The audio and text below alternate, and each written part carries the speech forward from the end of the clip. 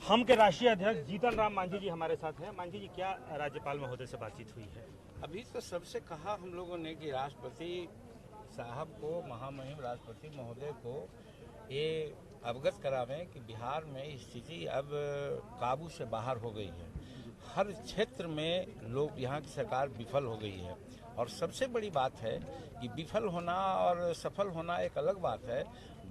विषय की गंभीरता को समझना चाहिए। यहाँ बिहार की सरकार उस बातों को गंभीरता से ले नहीं रही है।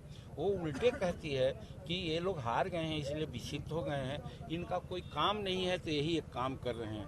इस तरह से अगर जनतंत्र में विरोधी की बात को लेकर चलेंगे तो आप कह सकते हैं कि उनका कोई इरादा नहीं है कि बिहार सरकार सुधार में आवे और कोई काम करे। आप मांझी जी, आप कह रहे हैं कि सत्ता संरक्षित और जो घटनाएं हो रही हैं उनकी मॉनिटरिंग मुख्यमंत्री आवास से हो रही है। हम कहा कि जैसे पहले एक अन्य मार्ग में किडनैपिंग का नेगोशिएशन होता था, आज भी हम नहीं कहना चाहते हैं लेकिन आज बिहार से ही, पटना से ही आज इंडिकेशन होता है कि ऐसा काम करो और ऐसा काम करो। उसमें हमने उदाहरण दिया है महामहिम राज्यपाल महोदय के यहाँ कि एक अत्री का मामला है। अत्री में एक डॉक्टर के साथ जब किसी प्रकार की बात आई और चारों बगल से घिर रहे थे तो यहाँ से आदेश गया कि सरेंडर कर जाओ, तो सरेंडर हुआ। तो इस प्रकार से यहाँ पर इशारा पर सारी बात हो रही है। और क्यों न हो, एक बार पहले कहा गया था कि डराने की बात नहीं है, अगर कहीं धमकी आवे तो हमको बतलाना, तो हम उनको बतलाया जाता है, वो सारा चीज़ कंट्रोल करते हैं।